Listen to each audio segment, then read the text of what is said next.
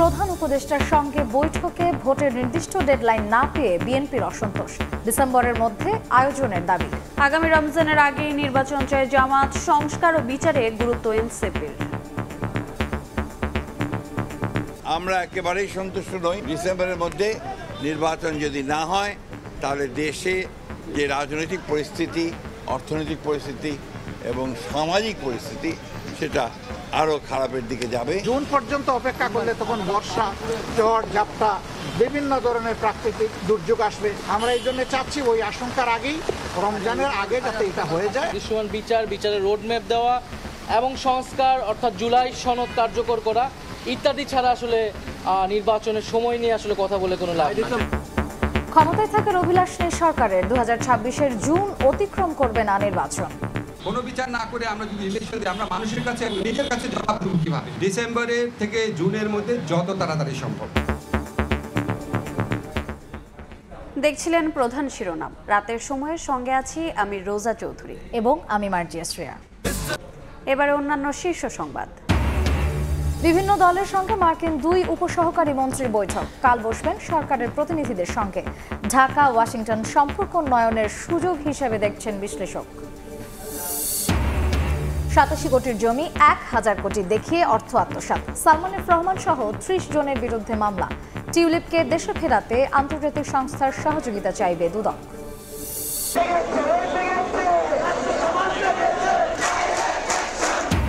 ঢাকা সহ সারা দেশে পলিটেকনিক শিক্ষার্থীদের সড়ক অবরোধ, দাবি আদায়ে কাল থেকে রেল ব্লকেটের ঘোষণা। কুয়েটে ভিসির পদত্যাগ দাবিতে আন্দোলন অব্যাহত।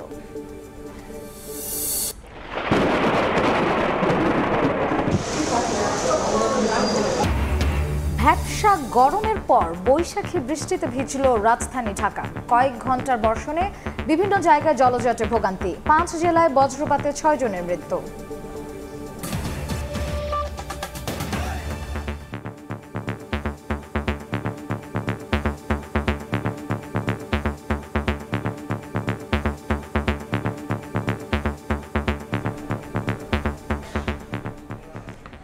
প্রধান উপদেষ্টার সঙ্গে বৈঠকে জাতীয় নির্বাচনের সুনির্দিষ্ট ডেডলাইন না পাওয়ায় সন্তুষ্ট নয় বিএনপি।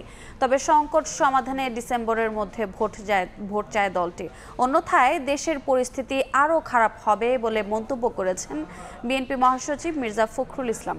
এদিকে আইন উপদেষ্টা ডক্টর আসিফ নজরুল বলেছেন, ক্ষমতায় থাকার কোনো অভিলাষ সরকারের নেই। জুলাই গণহত্যার বিচার ও প্রয়োজনীয় সংস্কার করে ডিসেম্বর থেকে আগামী বছর জুনের মধ্যে নির্বাচন হবে বলে জানান তিনি। নির্বাচন কবে এ নিয়ে রাজনৈতিক মহলে যখন আলোচনা, তখন সুনির্দিষ্ট রোডম্যাপ চাইতে প্রধান উপদেষ্টা ডক্টর মোহাম্মদ ইউনূসের সঙ্গে বৈঠক করতে তার সরকারি বাসভবন যমুনায় বিএনপির প্রতিনিধি দল। দলটির নেতৃত্ব দেন বিএনপি মহাসচিব মির্জা ফখরুল ইসলাম আলমগীর, সঙ্গে ছিলেন স্থায়ী কমিটির 6 সদস্য। বুধবার দুপুর 12টায় শুরু হয় এই আলোচনা। 2 ঘণ্টাব্যাপী চলে এই বৈঠক। পরে গণমাধ্যমে বিএনপি মহাসচিব জানান, নির্বাচন ও সংস্কার প্রস্তাব সহ সাম্প্রতিক নানা বিষয়ে আলোচনা হলেও নির্বাচনী রোডম্যাপ ইস্যুতে সন্তুষ্ট নন তারা। তিনি যুক্তি তুলে ধরে বলেন, এ বছরে নির্বাচন না হলে দেশে রাজনৈতিক ও অর্থনৈতিক সহ নানা সংকট তৈরি হতে পারে। তাই ডিসেম্বরের মধ্যেই নির্বাচন চায় বিএনপি। প্রধান উপদেষ্টা মহোদয় তিনি তার সুনির্দিষ্ট কোনো ডেডলাইন আমাদের দেননি। তিনি বলেছেন যে ডিসেম্বর থেকে জুনের মধ্যে তিনি নির্বাচন শেষ করতে চান। আমরা একেবারেই সন্তুষ্ট নই। আমরা পরিষ্কার করেই বলেছি যে আমরা ডিসেম্বর কাট আউট টাইম, ডিসেম্বরের মধ্যে নির্বাচন যদি না হয় তাহলে দেশে যে রাজনৈতিক পরিস্থিতি, অর্থনৈতিক পরিস্থিতি এবং সামাজিক পরিস্থিতি সেটা আরও খারাপের দিকে যাবে। সেটা তখন নিয়ন্ত্রণ করা বেশ কঠিন হবে। উনি এই কথা বলেননি যে ডিসেম্বরে হবে না, কিন্তু জুন পর্যন্ত নিয়েছেন। আমরা এই কথাটা পরিষ্কার করে বলেছি যে hour cut out time is December. সংস্কার প্রস্তাবের সঙ্গে রাজনৈতিক দলগুলো একমত হলে দ্রুতই জুলাই চার্টার করতে বিএনপি রাজি বলেও জানান মির্জা ফখরুল। চলমান যে সংস্কার কমিশনগুলো করা হয়েছে, উদ্যোগ নেওয়া হয়েছে সরকারের পক্ষ থেকে, আপনারা জানেন যে আমরা সেগুলোতে সম্পূর্ণভাবে সহযোগিতা করছি। আমরা খুব স্পষ্ট করে বলেছি যে যে বিষয়গুলোতে ঐকমত্য হবে সব দলগুলোর, সমস্ত দলগুলোর, সেগুলো নিয়ে আমরা একটা চার্টার করতে রাজি আছি আপনারা, এবং তারপরে সেটার উপর ভিত্তি করে আমরা বাকি নির্বাচনের দিকে চলে যেতে পারি। পরে আইন উপদেষ্টা আসিফ নজরুল বৈঠকটি ইতিবাচক হয়েছে মন্তব্য করে জানান, নির্বাচনের আগে প্রয়োজনীয় সংস্কার ও গণহত্যার বিচার করে যেতে চায় ডক্টর ইউনূসের সরকার। ক্ষমতায় থাকার অভিলাষ নেই উল্লেখ করে তিনি বলেন, ডিসেম্বর থেকে আগামী বছরের জুনের মধ্যে নির্বাচন করাই অন্তর্বর্তী সরকারের লক্ষ্য। আমরা যদি কোনো বিচার না করে যাই, কোনো বিচার না করে আমরা যদি ইলেকশন দিই, আমরা মানুষের কাছে নিজের কাছে জবাব দেবো কীভাবে? ফলে শুধু ইলেকশনটা সংস্কার, নির্বাচন, ইলেকশনের ব্যাপারটা সংস্কার, বিচার এবং আমাদের সরকারের গৃহীত কিছু পদক্ষেপের উপর নির্ভর করে। এই জন্যই ডিসেম্বর থেকে জুন টাইমলাইনটা বলা হয়। কোনো অবস্থাতেই জুন অতিক্রম করা হবে না। ডিসেম্বর থেকে জুন মানে যে আমরা ইচ্ছা করে একটু বেশি ক্ষমতা ভোগ করার জন্য বা এমনি অকারণে আমরা 1 মাস 2 মাস বেশি ক্ষমতা থাকলাম, মোটেও সেটা না। ডিসেম্বরের থেকে জুনের মধ্যে যত তাড়াতাড়ি সম্ভব। বৃহস্পতিবার জাতীয় সংসদের এলডি হলে জাতীয় ঐক্যমত কমিশনের সঙ্গে বিএনপির বৈঠকের কথা রয়েছে। আহমেদ সালেহীন, সময় সংবাদ, ঢাকা। আগামী রমজানের আগে জাতীয় নির্বাচন চায় জামায়াতে ইসলামী। মার্কিন 2 উপসহকারী পররাষ্ট্রমন্ত্রীর সঙ্গে সাক্ষাতে এমনটা জানিয়েছেন সংগঠনের আমির ডাক্তার শফিকুর রহমান। আর বিএনপি নেতা আমির খসরুর দাবি, চাইলে 1 মাসের মধ্যে সংস্কার করে ডিসেম্বরের আগেই নির্বাচন দেওয়া সম্ভব। অন্যদিকে সংস্কার ও জুলাই গণহত্যার বিচার নিশ্চিতের পরই জাতীয় নির্বাচন আয়োজনের কথা তুলে ধরেছে জাতীয় নাগরিক পার্টি। 3 দিনের সফরে ঢাকায় দক্ষিণ ও মধ্য এশীয় বিষয়ক উপসহকারী পররাষ্ট্রমন্ত্রী নিকোল চুলিক, পূর্ব এশিয়া ও প্রশান্ত মহাসাগরীয় অঞ্চল বিষয়ক উপসহকারী পররাষ্ট্রমন্ত্রী অ্যান্ড্রু হেরাপ বুধবার দুপুরে রাজধানীর গুলশানে মার্কিন ডেপুটি হেড অব মিশনের বাসভবনে উচ্চ পর্যায়ের প্রতিনিধি দলের সঙ্গে বৈঠকে বসেন জামাতে ইসলামে আমিরের নেতৃত্বে প্রতিনিধি দল। প্রায় 1 ঘন্টার বৈঠক শেষে ডাক্তার শফিকুর রহমান জানান, আগামী ফেব্রুয়ারিতে রমজানের আগে জাতীয় নির্বাচন এবং মার্কিন শুল্ক প্রত্যাহারের প্রত্যাশার কথা জানিয়েছে জামাত। আমরা তাদেরকে অনুরোধ করেছি যে আমাদের দেশ এখন একটা ক্রিটিক্যাল জাংচারে আছে, একটা ক্রুশিয়াল টাইম পাস করছে। এই সময় আমেরিকার পক্ষ থেকে 37% যে ট্যারিফ ইম্পোজ করা হয়েছে, এটা যেন তারা পুনর্বিবেচনা করে। প্রধান উপদেষ্টা বলেছেন যে তিনি এই দেশের এই বছরের ডিসেম্বর অথবা আগামী বছরের জুনের মাধ্যমে ইলেকশন দেবেন। আমরা তার কমিটমেন্টে তিনি ঠিক আছেন এটা দেখতে চাই। আর আমাদের ভিউ হচ্ছে যে এটা রমজানের আগেই শেষ হয়ে যাওয়া দরকার।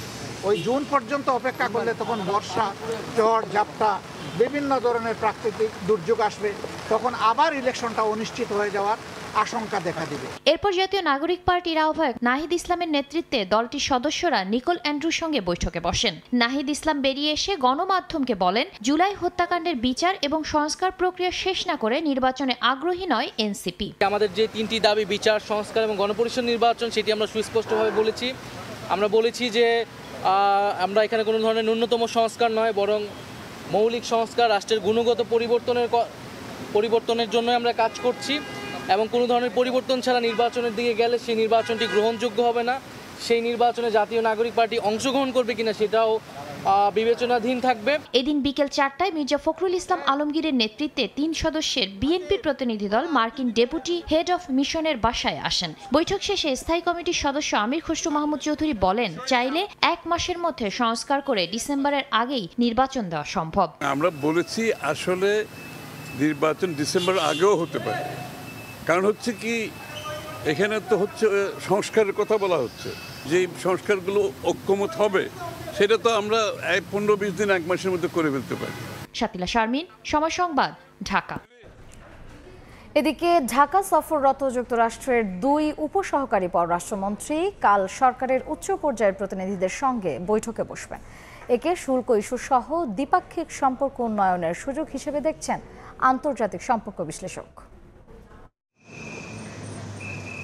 জুলাই গণ অভ্যুত্থানের পর প্রথমবার ঢাকা সফরে দক্ষিণ ও মধ্য এশিয়া বিষয়ক উপসহকারী মার্কিন পররাষ্ট্রমন্ত্রী নিকোল চুলিক, পূর্ব এশিয়া প্রশান্ত মহাসাগরীয় অঞ্চল বিষয়ক উপসহকারী পররাষ্ট্রমন্ত্রী অ্যান্ড্রু হেরাপ এবং তার সফর সঙ্গী মিয়ানমারে নিযুক্ত ভারপ্রাপ্ত মার্কিন রাষ্ট্রদূত সুসান স্টিভেনসন।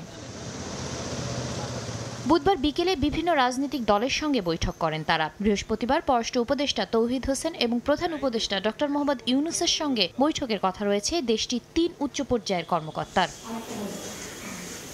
আন্তর্জাতিক সম্পর্ক বিশ্লেষকদের মতে নির্বাচন এবং সংস্কার নিয়ে সরকার ও রাজনৈতিক দলগুলোর মনোভাব বোঝার চেষ্টা করবে মার্কিন প্রতিনিধি দল। বিগত সরকারের সময় দেখা গেছে বাংলাদেশ এবং আমেরিকার যে নির্বাচনটা প্রধান ইস্যু ছিল ফ্রি ফেয়ার পার্টিসিপেট ইলেকশন, এটা বারবার আমেরিকানরা বলেছে বাংলাদেশে, সেটা হয়নি। এই নতুন পরিপ্রেক্ষিতে এখন ইলেকশনটা সার্বজনীন হবে কিনা, এটা ফ্রি ফেয়ার হবে কিনা এবং কখন হবে, এটা তার জানার খুব আগ্রহ থাকবে। এই সফরকে ঢাকার সামনে শুল্ক ইস্যুর সুরাহা ও দ্বিপাক্ষিক সম্পর্ক উন্নয়নের সুযোগ হিসেবে দেখছেন বিশেষজ্ঞরা। কয়েকটা পার্টি আছে আমাদের, বলা হয়েছে যে আমরা জুনের ভিতরে ইলেকশন হতে হবে, তো নিশ্চয়ই এটা কয়েক মাস মাত্র বাকি। এর মধ্যে তার দেখবে যে এই দেশে ঠিক মতো কাজ চলছে কিনা, আগামী দিনে কারা ক্ষমতা আসতে পারে, তাদের মূল নীতি কী, ইউএসের সাথে সম্পর্ক কী, এটা তারা জানতে চাইবে। ভেরি ভেরি ইম্পর্টেন্ট এই সবগুলো আর কি। আর বাংলাদেশের পক্ষে তো বলা হবে তারা কী কী আশা করে আমেরিকার নতুন অ্যাডমিনিস্ট্রেশন থেকে। রোহিঙ্গাদের সহায়তা ও চলমান সংকট সমাধানেও এ সফর ভূমিকা রাখবে বলে মনে করছেন আন্তর্জাতিক সম্পর্ক বিশ্লেষক। শাতিলা শারমিন, সময় সংবাদ, ঢাকা। 15 বছর পর বাংলাদেশ পাকিস্তান পররাষ্ট্র সচিব পর্যায়ে বৈঠককাল। এতে অংশ নিতে ইতোমধ্যে ঢাকায় এসেছেন দেশটির পররাষ্ট্র সচিব আমনা বালুচ। বৈঠকে বাণিজ্যিক স্বার্থ বিবেচনায় রাখার পাশাপাশি স্বাস্থ্য, শিক্ষা ও পর্যটন নিয়ে আলোচনার তাগিদ আন্তর্জাতিক সম্পর্ক বিশ্লেষকদের। প্রায় 15 বছর পর আগামী বৃহস্পতিবার ঢাকায় বাংলাদেশ ও পাকিস্তানের পররাষ্ট্র সচিব পর্যায়ের বৈঠক অনুষ্ঠিত হবে। পাকিস্তানের প্রতিনিধি দলের নেতৃত্ব দিতে বুধবার ঢাকায় এসেছেন দেশটির পররাষ্ট্র সচিব আমনা বালুচ। পররাষ্ট্র মন্ত্রণালয় সূত্রে জানা গেছে, দ্বিপাক্ষিক বৈঠকে পারস্পরিক স্বার্থ নিয়ে আলোচনা করবে দুই দেশ। আন্তর্জাতিক সম্পর্ক বিশ্লেষকরা বলছেন, ইসলামাবাদের সঙ্গে ঢাকার বাণিজ্যিক সম্পর্ক বৃদ্ধিতে দুই দেশকেই মনোযোগী হতে হবে। দুই দেশের সম্পর্ক সৌহার্দ্যপূর্ণ পর্যায়ে নিয়ে যাওয়ার জন্য ভবিষ্যতে বাংলাদেশের সাথে যে অমীমাংসিত বিষয়গুলি আছে সেইগুলি নিয়ে আলোচনার একটা রাস্তা তৈরি করা। আমাদের সম্পর্ক পাকিস্তানের সাথে আবার অন্য তৃতীয় দেশকে চিন্তা করে যেন করা না হয়। সবসময় সম্পর্ক করতে হবে বাংলাদেশ কেন্দ্রিক, যে আমার জনগণ লাভ করছে কিনা। তাদের মতে আলোচনা হতে পারে 71-এর অমীমাংসিত বিষয়গুলো নিয়েও। 71-এর অ্যাসেট নিয়ে কিন্তু এখনো সমাধান হয়নি, যেহেতু 71-এ অ্যাসেটের একটা বিষয় রয়ে গেছে। তো এটা যদি পাকিস্তান তাড়াতাড়ি সমাধান করে ফেলতে পারে, তাহলে ওই যে রাজনৈতিক যে পরিবেশটা তৈরি হয়েছে সেটার আরেকটা আমরা লেভেলে আসতে পারলাম। ভূ রাজনীতিগত এবং বাংলাদেশের অর্থনৈতিক অবকাঠামোর স্ট্রেংথেন করার জন্য পাকিস্তানের সাথে এক ধরনের সম্পর্ক তৈরি করাটা খুব জরুরি। পাকিস্তানের উপপ্রধানমন্ত্রী এবং পররাষ্ট্রমন্ত্রী ইসহাক দার চলতি মাসের শেষের দিকে ঢাকা সফর করবেন বলে জানা গেছে। 2012 সালের পর বাংলাদেশে এটি হবে কোনো পাকিস্তানি পররাষ্ট্রমন্ত্রীর প্রথম সফর। সাইফুল রুদ্র, সময় সংবাদ, ঢাকা। বিডিআর হত্যাকাণ্ডের ঘটনায় তদন্ত কার্যক্রম পুরো দমে এগিয়ে চলছে জানিয়ে তদন্ত প্রতিবেদন আগামী জুনের মধ্যে চূড়ান্ত করা হবে বলে প্রত্যাশা ব্যক্ত করেছে বিডিআর হত্যাকাণ্ডের ঘটনায় গঠিত তদন্ত কমিশন। বিকেলে যমুনায় প্রধান উপদেষ্টার সঙ্গে সাক্ষাৎ করে তদন্তের অগ্রগতি সম্পর্কে অবহিত করেন তদন্ত কমিশনের সদস্যরা। এ সময় কমিশন প্রধান অবসরপ্রাপ্ত মেজর জেনারেল আলম ফজলুর রহমান জানান, অভিযুক্ত অনেকেই দেশের বাইরে অবস্থান করছেন। পররাষ্ট্র মন্ত্রণালয়ের সঙ্গে সমন্বয় করে তাদের বিষয়ে খোঁজ নিচ্ছে কমিশন। এ সময় তদন্ত কমিশনকে সরকারের পক্ষ থেকে সর্বোচ্চ সহযোগিতা করা হবে বলে জানান প্রধান উপদেষ্টা। রহস্য উদ্ঘাটন করতেই হবে জানিয়ে ডক্টর ইউনুস বলেন, গোটা জাতি প্রতিবেদনের অপেক্ষায় আছে। ডিসেম্বরে জাতীয় নির্বাচন ধরে প্রস্তুত হচ্ছে কমিশন। জুনেই নতুন ভোটার তালিকা ও নির্বাচনের রোড ম্যাপ প্রকাশ করা হবে। তফসিলের আগে সেপ্টেম্বরে সব রাজনৈতিক দল সহ অংশীজনদের সঙ্গে সংলাপে বসতে চায় সাংবিধানিক প্রতিষ্ঠানটি। নিজ দফতরে এসব কথা জানিয়েছেন নির্বাচন কমিশনার আনোয়ারুল ইসলাম সরকার। জাতীয় নির্বাচন কবে? রাজনৈতিক অঙ্গনে আলোচনার মধ্যেই নির্বাচন কমিশন জানালো, চলতি বছরের ডিসেম্বরে জাতীয় নির্বাচন ধরেই ভোটের প্রস্তুতি নিচ্ছে তারা। বুধবার নিজ দপ্তরে নির্বাচন কমিশনার আনোয়ারুল ইসলাম সরকার জানান, ভোটার তালিকা সহ সব প্রস্তুতি এগিয়ে নিয়েছে কমিশন।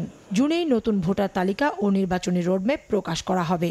আমরা আশা করি যে জুনের মধ্যে আমাদের কমপ্লিট ভোটার তালিকাটা আমরা পেয়ে যাব। শিডিউল ডিক্লারের আগ পর্যন্ত যাদের বয়স 18 হবে তাদেরকে যাতে আমরা ভোটার তালিকায় অন্তর্ভুক্ত করতে পারি এবং তারা যাতে ভোট দিতে পারে। মুদ্রিত যেই কর্মপরিকল্পনা যেটি সাধারণত নির্বাচনের আগে নির্বাচন কমিশন পাবলিশ করে, সেটি জুন জুলাইয়ের দিকে আমরা হয়তোবা আশা করি যে আপনারা প্রিন্টেড কপি পেয়ে যাবেন। আরপিও, আচরণবিধি, নীতিমালা সহ আইন সংস্কার, সীমানা নির্ধারণ, নতুন দলের নিবন্ধন সহ সার্বিক কাজ শেষ করে তফসিলের আগে রাজনৈতিক দল সহ অংশীজনদের সঙ্গে সেপ্টেম্বরে সংলাপ করতে চায় EC.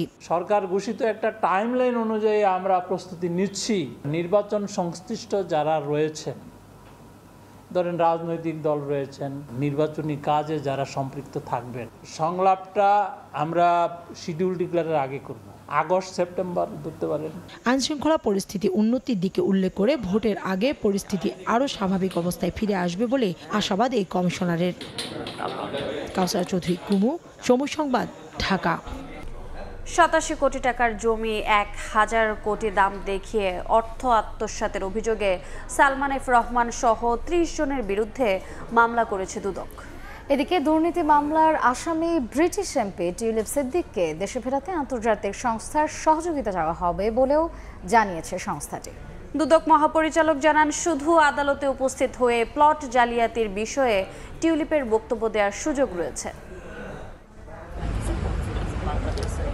British MP tulip Siddique ব্রিটেনে বসবাস করলেও অনিয়ম আর দুর্নীতির হাতিয়ার হিসাবে খালা সাবেক প্রধানমন্ত্রী শেখ হাসিনার রাষ্ট্রীয় ক্ষমতাকে ব্যবহার করেছেন। আওয়ামী লীগ ক্ষমতায় থাকাকালে 2000 সালে গুলশানে সরকারি লিজকৃত জমির প্লট ইস্টার্ন হাউজিংয়ের নামে অনুমোদনের ব্যবস্থা করেন টিউলিপ। বিনিময়ে বাগিয়ে নেন একটি ফ্ল্যাট। একইভাবে 2022 সালে পূর্বাচলে মা রেহনা এবং ভাই বোনের নামে 10 কাঠা করে রাজুকের প্লট বরাদ্দ পেতে প্রভাব খাটান টিউলিপ। এ ঘটনায় দুদক সম্প্রতি আদালতে চার্জশিট দাখিল করলে তার বিরুদ্ধে গ্রেফতারি পরোয়ানা জারি করে। আগামী 27 এপ্রিল টিউলিপের আদালতে হাজির হওয়ার দিন নির্ধারিত রয়েছে। দুদক মহাপরিচালক জানান, দুর্নীতির বিষয়ে তার বক্তব্য আদালতেই দিতে হবে।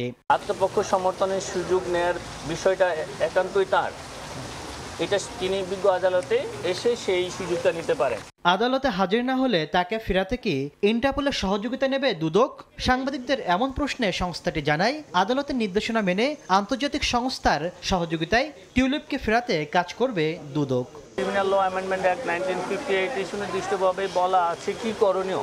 বিজ্ঞ আদালত যেভাবে আমাদেরকে নির্দেশনা দিবেন সেভাবেই প্রয়োজনীয় আইনানুগ ব্যবস্থা নেওয়া হবে। এদিন 87 কোটি টাকার জমি 1000 কোটি দেখিয়ে অর্থ আত্মসাতের অভিযোগে সালমান এফ রহমান, তার ছেলে সায়ান এফ রহমান সহ মোট 30 জনের বিরুদ্ধে মামলা করেছে দুদক। তাসলিম তৌহিদ, সময় সংবাদ, ঢাকা। 5 আগস্টের হত্যাযজ্ঞের বিচারে আন্তর্জাতিক অপরাধ ট্রাইব্যুনাল যাত্রা শুরুর পর প্রায় 350 অভিযোগ পড়েছে, যেখানে হত্যাকাণ্ড ছাড়াও রয়েছে পারিবারিক দ্বন্দ্ব নিয়ে অভিযোগ, যা হাস্যকর বলছেন প্রসিকিউটর। প্রায় 350 অভিযোগ পড়েছে প্রসিকিউশন ও তদন্ত সংস্থায়। অভিযোগে গণ অভ্যুত্থানে হত্যাকাণ্ডের বিষয় যেমন রয়েছে, তেমনি পারিবারিক দ্বন্দ্ব নিয়েও অভিযোগ দেওয়া হয়েছে আন্তর্জাতিক অপরাধ ট্রাইব্যুনালে। বুধবার একটি অভিযোগের বিষয়ে জানতে চাইলে প্রসিকিউটর জানান, স্বামী স্ত্রীর দ্বন্দ্ব, জমি জমা নিয়ে ভাইয়ে ভাইয়ে অমিল, ব্যবসায়িক ঝামেলা নিয়েও অভিযোগ জমা পড়েছে, যা হাস্যকর।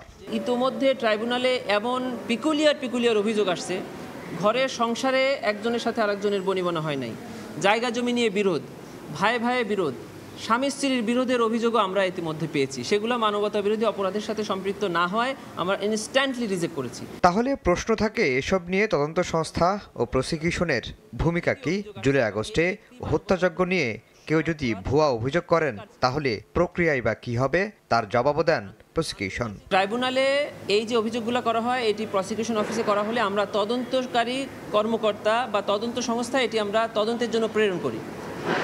তদন্ত সংস্থা এই অভিযোগের ভিত্তিতে একটি তদন্ত করেন। তদন্ত কমপ্লিট হওয়ার পরে তদন্ত প্রতিবেদন তদন্তকারী কর্মকর্তা চিফ প্রসিকিউটর বরাবর প্রেরণ করেন। চিফ প্রসিকিউটর যদি স্যাটিসফাই হন, তখনই কেবল উনি বাদী হয়ে ট্রাইব্যুনালে মামলা করার জন্য আবেদন করেন। পরে গুলির সঙ্গে জড়িত এক আনসার সদস্যকে জিজ্ঞাসাবাদের অনুমতি দেন বিশেষ আদালত। আফজাল হোসেন, সময় সংবাদ, ঢাকা। রাজধানী সহ সারা দেশে আজও 6 দফা দাবিতে বিক্ষোভ করেন পলিটেকনিক ইনস্টিটিউটের শিক্ষার্থীরা। দাবি আদায়ে কাল সারা দেশে রেলপথ অবরোধ কর্মসূচি ঘোষণা করেন তারা। সকাল 10টায় রাজধানীর তেজগাঁওয়ের সড়ক অবরোধ করেন কারিগরি শিক্ষার্থীরা। এতে যান চলাচল বন্ধ হয়ে যায়। ঢাকা চট্টগ্রাম মহাসড়কের কোটবাড়ি এলাকায় রাস্তা বন্ধ করে আন্দোলনে নামেন পলিটেকনিক শিক্ষার্থীরা। একই দাবিতে মহাসড়কের ফেনীর রেলগেট এলাকার রেল ক্রসিংয়ে টায়ার জ্বালিয়ে দেওয়া হয়। এ সময় জুনিয়র ইনস্ট্রাক্টর পদে ক্রাফট ইনস্ট্রাক্টরদের অবৈধ পদোন্নতির রায় হাইকোর্টের মাধ্যমে বাতিলের দাবি জানান তারা। এছাড়া খুলনা, রাজশাহী, সাভার, বরিশাল, বরগুনা, দিনাজপুরে সড়ক রেলপথ অবরোধ করেন শিক্ষার্থীরা। এদিকে আজও খুলনা প্রকৌশল ও প্রযুক্তি বিশ্ববিদ্যালয়ের শিক্ষার্থীরা উপাচার্যের পদত্যাগের দাবিতে আন্দোলন করেন। রাতের সময় আরও থাকছে। টাইম সাময়িকীর 100 প্রভাবশালী ব্যক্তির তালিকায় প্রধান উপদেষ্টা ডক্টর ইউনূসের নাম। 2025 সালের লিডার ক্যাটাগরিতে আরও আছেন Donald Trump, Keir Starmer, Elon Musk. বৈশাখের শুরুতেই ভ্যাপসা গরমের পর অবশেষে স্বস্তির বৃষ্টি। বিকেলে রাজধানী সহ দেশের বিভিন্ন স্থানে মুষলধারে বৃষ্টিতে সাময়িক স্বস্তি মিললেও যান ও জলজটে দেখা দেয় দুর্ভোগ।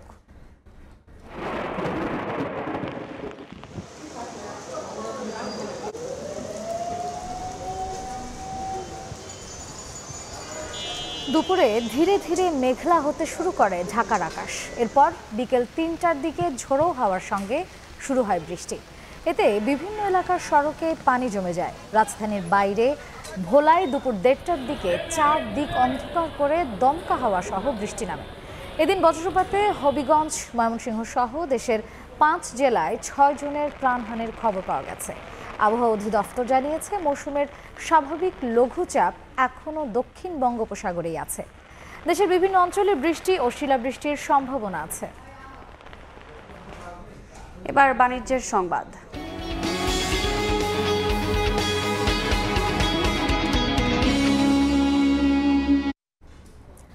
বাংলাদেশের সঙ্গে বিশাল বাণিজ্য ঘাটতি কমাতে সহযোগিতা করবে যুক্তরাষ্ট্র, এমনটাই জানিয়েছেন বাণিজ্য উপদেষ্টা।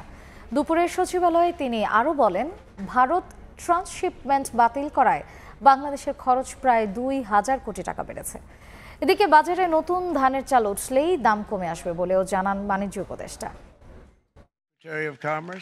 বাংলাদেশি রপ্তানি পণ্যের উপর অতিরিক্ত 37% পাল্টা শুল্ক আরোপ করে যুক্তরাষ্ট্র। পরে তা 90 দিনের জন্য স্থগিত করলেও ট্রাম্প প্রশাসনের বাড়তি শুল্ক আরোপের সুদূরপ্রসারী প্রভাব নিয়ে জল্পনা কল্পনার শেষ নেই। যুক্তরাষ্ট্রের চড়া শুল্ক আরোপের চ্যালেঞ্জ মোকাবিলায় সরকারের করণীয় নিয়ে বুধবার সচিবালয়ে সাংবাদিকদের সঙ্গে মত বিনিময়কালে বাণিজ্য উপদেষ্টা বলেন, অতিরিক্ত শুল্ক আরোপ একপেশে। এই একপেশে শুল্ক আরোপে আমাদের জন্য বিষয়টা ডেফিনেটলি চিন্তা। বাণিজ্য ঘাটতির যে উপাদানগুলো আছে এবং আমাদের ট্যারিফ এবং নন ট্যারিফ যে কাঠামোটা আছে, এটা ওনাদের কাছে বুঝিয়ে বলা এবং যে এলিমেন্টগুলো আমাদের দুই অর্থনীতির জন্য কমপ্লিমেন্টারি, এই 3টে বিষয় প্রাথমিকভাবে ওনাদের সাথে আলোচনা করা। এদিকে ভারত ট্রান্সশিপমেন্ট বাতিল করায় কয়েকটি দেশে পণ্য পরিবহনে 2000 কোটি টাকা বাড়তি খরচ হবে জানিয়ে এ খরচ শূন্যে নামিয়ে আনতে পদক্ষেপ নেয়ার কথা জানান উপদেষ্টা। ট্রান্সশিপমেন্ট বাতিলের ফলে আমাদের ব্যবসায়িক খরচ প্রায় 2000 কোটি টাকা বেড়ে যাওয়ার কথা। আমরা যে কর্মসমষ্টি নিয়েছি এটা 0 টাকা থেকে মাইনাস টাকায় আনার চেষ্টা করছি। সরকারি গুদামে চালের পর্যাপ্ত মজুদ থাকার তথ্য দিয়ে প্রশ্নের জবাবে উপদেষ্টা বলেন, 2 সপ্তাহের মধ্যে বাজারে নতুন ধানের চাল উঠলেই কমে যাবে দাম। যা প্রয়োজন তার থেকে অতিরিক্ত মজুদ রয়েছে। আমরা আগামী 2 সপ্তাহের ভিতরে বোরো ধান উঠবে বলে আমরা আশা করছি এবং সেই ক্ষেত্রে বাজার ব্যবস্থায় আমাদের চালের বাজারে আমরা আশা করি যে একটা স্বস্তি আসবে। ভারত, পাকিস্তান কিংবা চীন নয়, সব দেশের সঙ্গেই বাংলাদেশের বাণিজ্য বাড়ানোর উদ্যোগ নেওয়ার কথাও জানান বাণিজ্য উপদেষ্টা। আমাদের স্বার্থে আমরা সকলের সাথেই বাণিজ্য করব। প্রসূন আশিস, সময় সংবাদ, ঢাকা। এবছর হজে যেতে আগ্রহী 1000-এর বেশি হজ যাত্রীর বাড়ি ভাড়া চুক্তি করতে পারেনি সংশ্লিষ্ট 20টি এজেন্সি। সৌদি সরকারের বেঁধে দেওয়ার সময়ে বাড়ি ভাড়া না করায় তাদের এবারের হজ পালন অনেকটাই অনিশ্চিত। বিকল্প হিসেবে স্বল্প সময়ের মধ্যে হোটেল ভাড়া করতে ব্যর্থ হলে দায়ী এজেন্সির বিরুদ্ধে লাইসেন্স বাতিল সহ যথাযথ ব্যবস্থা নেওয়া হবে বলে জানিয়েছে ধর্ম মন্ত্রণালয়। প্রসূনাশিসের রিপোর্ট। কোনো হাজি যদি হজে যেতে ব্যর্থ হন, সে সমস্ত এজেন্সির লাইসেন্স আমরা বাতিল করে দেব। তাদের যেটা জামানত আছে সেটা বাজেয়াপ্ত করব এবং তাদের বিরুদ্ধে ফৌজদারি মামলা আমরা দায়ের করব। বাড়ি ভাড়া চূড়ান্ত না হওয়ায় এবছর বেসরকারি ব্যবস্থাপনায় অনেকের হজযাত্রা নিয়ে শঙ্কা প্রকাশ করে গত সপ্তাহে সচিবালয়ে এভাবেই হুঁশিয়ারি দিয়েছিলেন ধর্ম উপদেষ্টা আফম খালিদ হোসেন।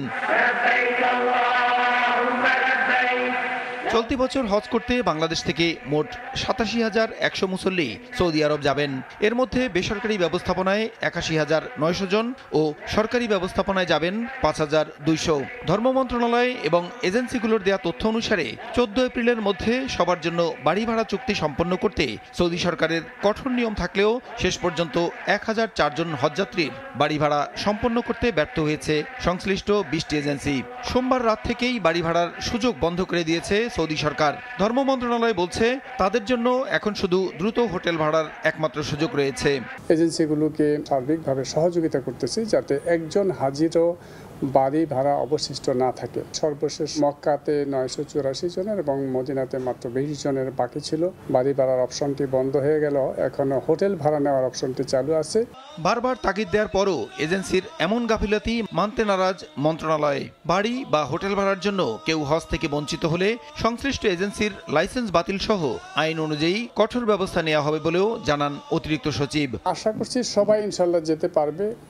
তো এটি ছাড়াও আরও অনেক বিষয়ে যদি কোনো এজেন্সির বিরুদ্ধে কোনো অভিযোগ হয় সেই বিষয়গুলো আমরা হজ ও উমরা ব্যবস্থাপনা আইন ২০২১ অনুসারে ব্যবস্থা গ্রহণ করা হবে।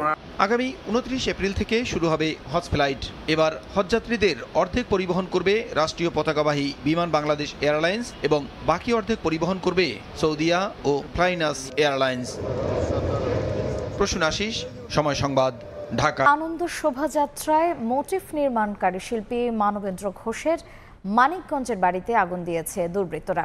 মঙ্গলবার রাতে সদর উপজেলার গড়পাড়া ঘোষবাজার এলাকায় এ ঘটনা ঘটে। স্থানীয়রা জানান, পহেলা বৈশাখ উদযাপনে আনন্দ শোভাযাত্রার মোটিফ বানানোর কার্যক্রমে অংশ নিয়েছিলেন শিল্পী মানবেন্দ্র ঘোষ। এ কারণেই তার বাড়িতে আগুন দেওয়া হয়েছে বলে অভিযোগ স্থানীয়দের। এতে পুড়ে গেছে ঘরের আসবাবপত্র, মোটরসাইকেল ও শ্যালো মেশিন সহ সবকিছু। পরে খবর পেয়ে ফায়ার সার্ভিসের ২টি ইউনিট ১.৫ ঘন্টার চেষ্টায় আগুন নিয়ন্ত্রণে আনে। ঘটনাস্থল পরিদর্শন করেছে সিআইডি। অগ্নিকাণ্ডের সময় বাড়িতে অবস্থান করছিলেন মানবেন্দ্র ঘোষ সহ পরিবারের আরও ৩ জন সদস্য। দেখছেন রাতের সময়। টাইম সাময়িকীর ১০০ প্রভাবশালী ব্যক্তির তালিকায় জায়গা পেলেন প্রধান উপদেষ্টা অধ্যাপক মোহাম্মদ ইউনূস। বুধবার এই তালিকা প্রকাশ করেছে সাময়িকীটিতে। এতে লিটার ক্যাটাগরিতে অধ্যাপক ইউনূস ছাড়াও আছেন মার্কিন প্রেসিডেন্ট ডোনাল্ড ট্রাম্প, যুক্তরাজ্যের প্রধানমন্ত্রী কিয়ার স্টারমার, মেক্সিকোর প্রধানমন্ত্রী ক্লডিয়া শিনবাউম, ভেনেজুয়েলার রাজনীতিবিদ মারিয়া করিনা মাচাদো ও মার্কিন ধনকুবের ইলন মাস্ক। তালিকায় ডক্টর ইউনূস সম্পর্কে বলা হয়েছে, বাংলাদেশে গণ অভ্যুত্থানে দীর্ঘদিনের কর্তৃত্ববাদী শাসনের অবসানের পর নেতৃত্ব বুঝে নেন তিনি। শান্তিতে নোবেলজয়ী এই অধ্যাপক গ্রামীণ ব্যাংক প্রতিষ্ঠার মধ্য দিয়ে প্রান্তিক মানুষদের আত্মনির্ভরশীল করে তুলতে ভূমিকা রেখেছেন। বাংলাদেশের গোপন বন্দিশালা নিয়ে প্রতিবেদন প্রকাশ করেছে বিবিসি। ব্যস্ত বিমানবন্দরের পাশেই গোপন জেলে ৮ বছর বন্দী ছিলেন ব্যারিস্টার আরমান শিরোনামের প্রতিবেদনে বলা হয়, ৭ মাস কেটে গেলেও মীর আহমেদ বিন কাসিম সহ অনেকেই আতঙ্কে দিন কাটাচ্ছেন। কারণ গোপন কারাগারের পরিচালকরা মুক্ত ও বহাল তবিয়তে নিরাপত্তা বাহিনীতে নিযুক্ত আছেন। ব্যারিস্টার আরমান সহ আরও ৫ জনের সঙ্গে কথা বলে বিবিসি, যারা প্রত্যেকেই অন্ধকার ঘরে চোখ বাঁধা অবস্থায় দিনের পর দিন আটক ছিলেন। রাতের সময় খেলার খবর। ভারতের টিকিট নিশ্চিতের ম্যাচে বৃহস্পতিবার মাঠে নামছে বাংলাদেশ। প্রতিপক্ষ ওয়েস্ট ইন্ডিজ। গত জানুয়ারিতে যাদের বিপক্ষে সিরিজ হেরে সরাসরি বিশ্বকাপ খেলার স্বপ্ন ভেঙেছিল টাইগ্রেসদের। এই ম্যাচ তাই সুমনা ঋতুদের কাছে প্রতিশোধেরও। জানুয়ারি থেকে এপ্রিল একই সমীকরণ, সেই একই প্রতিপক্ষ। জিততেই হবে, জেতা উচিত যদি মিলতে হয় বিশ্বকাপের টিকিট। সেবার সেন্ট কিটস অ্যান্ড নেভিসের সমীকরণ ছিল ওয়েস্ট ইন্ডিজের বিপক্ষে 3 ম্যাচে পেতে হবে 3 পয়েন্ট, তবে 2 ওয়ানডে হারে টাইগ্রিসদের খেলতে হচ্ছে বাছাই পর্বে। অবশ্য সেখানে বাংলার জয়িতাদের দাপট 3-on-3। 6 দলের টুর্নামেন্টে এখন পর্যন্ত 3 ম্যাচে 6 পয়েন্ট ঝুলিতে। ভারত বিশ্বকাপে জায়গা করে নিতে মোটে চাই আর একটা জয়।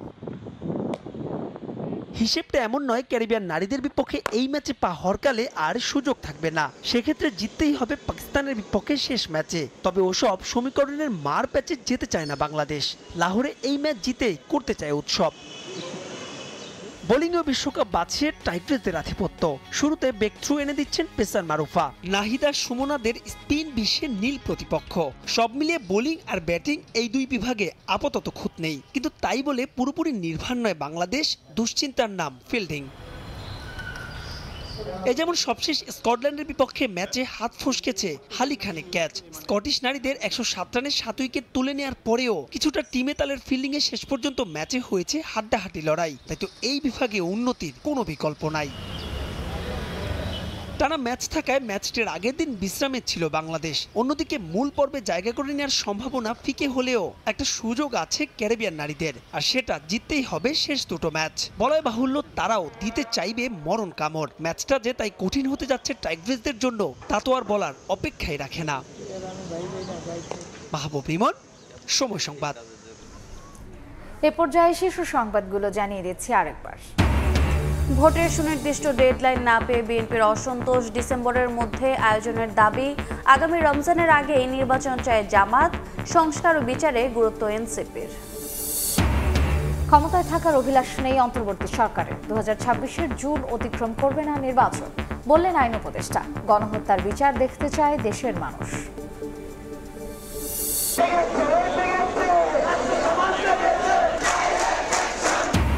ঢাকা সহ সারা দেশে পলিটেকনিক শিক্ষার্থীদের সড়ক অবরোধ, দাবি আদায়ে কাল থেকে রেল ব্লকেডের ঘোষণা। কুয়েটে ভিসির পদত্যাগ দাবিতে আন্দোলন অব্যাহত।